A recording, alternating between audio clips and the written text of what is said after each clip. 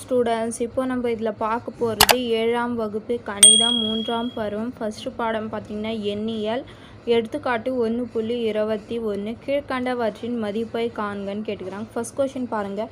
3.26 பெருக்கல் 10 10ஆல் பெருக்கணும்னா ஒரு பூஜ்ஜியம் இருக்கிறதுனால ஒரு ஸ்தானம் தள்ளி நம்ம புள்ளி வரைக்கணும். அப்போது 2க்கு அப்புறம் புள்ளி வரும்.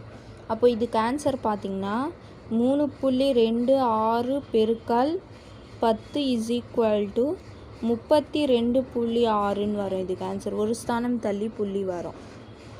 அதுக்கப்புறம் ரெண்டாவது கொஷின் பாருங்கள். 3.26 பெருக்கல் 100 100ஆல் பெருக்கணும். அப்போ 100ஆல் பெருக்கணும்னா 2 பூஜ்ஜியம் இருக்கிறதுனால 2 ஸ்தானம் தள்ளி புள்ளி வரும். அப்போது 6க்கு அப்புறம் புள்ளி வரும். அப்போது 6க்கு அப்புறம் புள்ளி வந்துச்சுன்னா புள்ளி 0ன்னு நம்ம எழுதணும். அப்போ பாருங்கள் 3.26 பெருக்கல் 100 = 2 ஸ்தானம் தள்ளினா இங்கே 6க்கு அப்புறம் வரும்.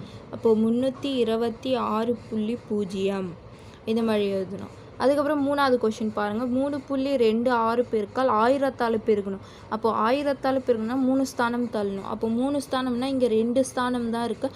அதனால் இன்னொரு ஸ்தானம் பூஜ்ஜியமும் சேர்த்துட்டு அதுக்கப்புறம் புள்ளி வரும்.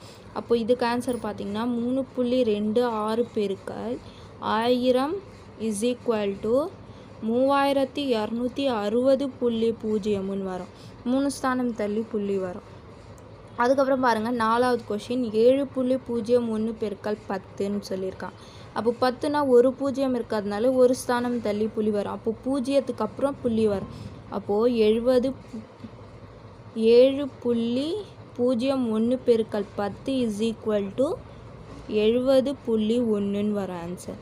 அதே 100ஆல் பெருக்கணும்னா பாருங்கள் 2 ஸ்தானம் தள்ளி 1 2 அப்போது 1க்கு அப்புறம் புள்ளி வரும். அப்போது 7.01 பெருக்கல் 100 = 701.0 வரும். இதுக்கு ஆன்சர் 100ஆல் பெருக்குனிங்கன்னா. அதே 1000ஆல் பெருக்குனிங்கன்னா 3 ஸ்தானம் தள்ளி இங்கே 2 இருக்கிறதுனால இன்னொன்று நம்ம பூஜ்ஜியம் சேர்த்துக்கிட்டு அதுக்கப்புறம் பூஜ்ஜியம் புள்ளி வரும். அப்போது 7.01 பெருக்கல் 1000 = 7010.0 வரும். இதுக்கு ஆன்சர் இந்த மாதிரி வரும். புரிஞ்சுதுங்களா? அவ்வளோதான் இதுக்கு ஆன்சர்.